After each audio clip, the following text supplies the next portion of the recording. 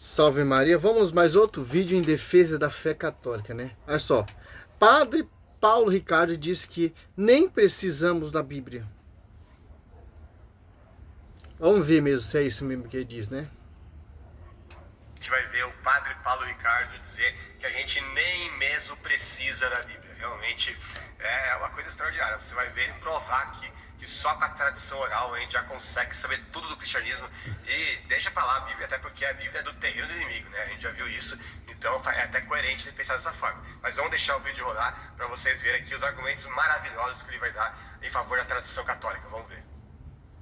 Como é que a igreja viveu durante 2 séculos sem um Novo Testamento? Já se perguntou isso? Ou seja, nós estamos falando aqui da época de ouro, da época dos mártires, da época da igreja em que os mártires verdadeiramente derramaram seu sangue.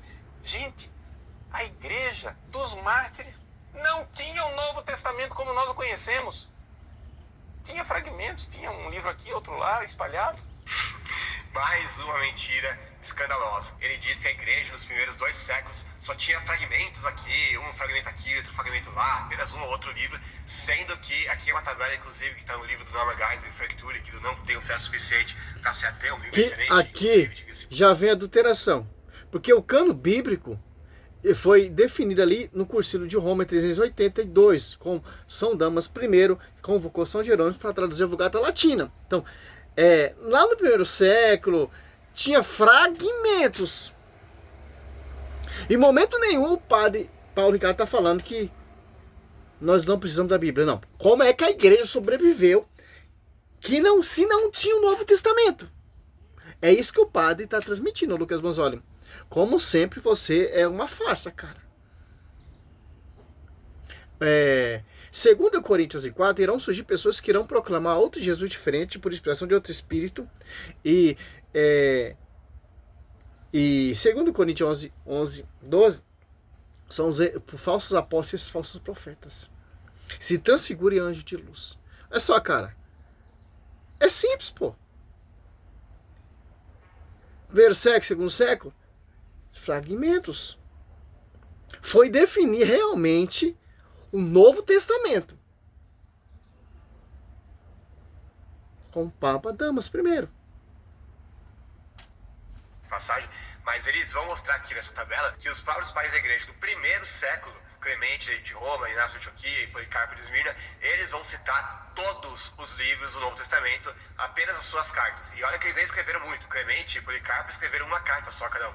Inácio que escreveu um pouco mais, ele escreveu 7. Mas tanto é que ele é o que mais cita aqui, né? No Novo Testamento ele cita todas ou quase todas aqui. Então veja como é fácil pegar o padre na mentira. Ele diz que ele só tinha um ou outro fragmento aqui e ali, né? Um ou outro livro só.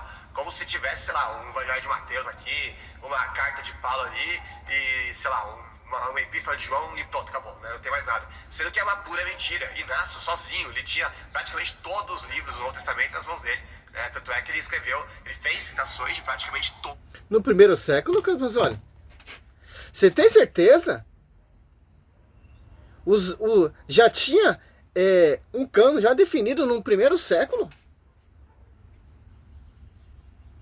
Será mesmo?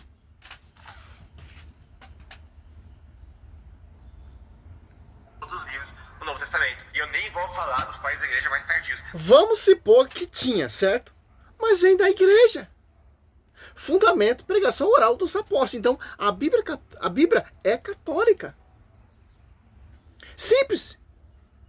O livro de Eusébio de Cesareia diz ali no primeiro século ali, São Pedro ali foi onde ficou 25 anos, em Roma, que foi martirizado pregando o evangelho oral. E depois ele ficou sabendo pelo conceito unção do Espírito Santo que São Marcos estava escrevendo a sua pregação e foi pregar nas comunidades. Tinha fragmentos. Isso é inegável, cara. Ah, mas como Santo Inácio lá no primeiro século já tinha o cano totalmente completo? Realmente tinha mesmo? Vamos ver aqui. Orígenes, que é do segundo século, ele vai fazer uma lista do cânon do Novo Testamento e vai citar exatamente os mesmos autores, os mesmos livros que a gente tem hoje nas nossas Bíblias. Irineu, que também é do segundo século, ele vai dizer que... Aqui você já pega ele na mentira, lá no século 3, 382, São Jerônimo está organizando a Bíblia, está compilando, está traduzindo para a Vulgata Latina. Então, se tem cânon definido, dá uma pausa aqui, pelo amor de Deus, pô. Se tivesse um cânon definido, porque o Papa Damas I foi convocar São Jerônimo para nós ter a Bíblia hoje que nós temos. Dá uma pausa aqui. Olha só, tô pesquisando aqui no Google, ó. Santo Inácio tinha o cânon todo definido, ó.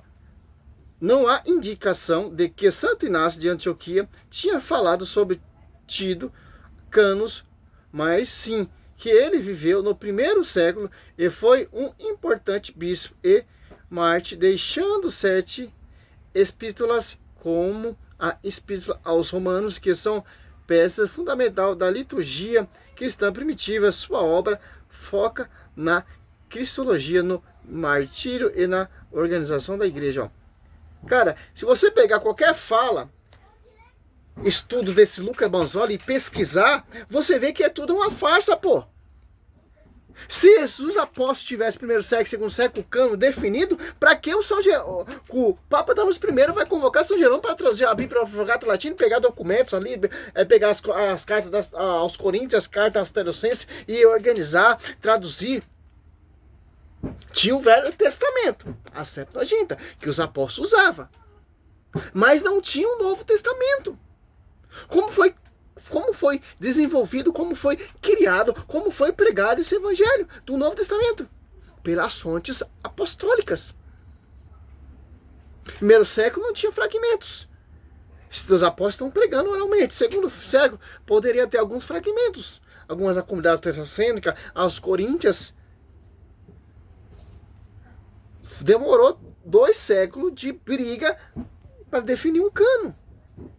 Lá no terceiro século já definiu. Porque tinha fragmentos das comunidades.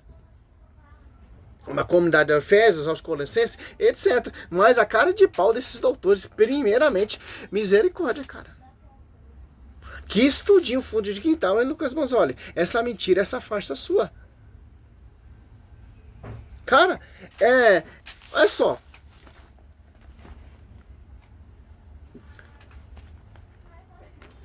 O padre Paulo Ricardo está falando do Novo Testamento. Como a igreja pregou, que não tinha um cânon definido. Como a igreja sobreviveu ali, apostólica, se não tinha nada escrito. Ah, não, tinha um cânon bíblico, Santo Inácio, que tinha todos os livros. Vai encher linguiça, Lucas Manzoli. Essa mentira, essa farsa sua, já está caindo por terra, cara. O próprio evangelista São Lucas foi pesquisar ali para escrever São Lucas, a tradição. Paulo fala a tradição.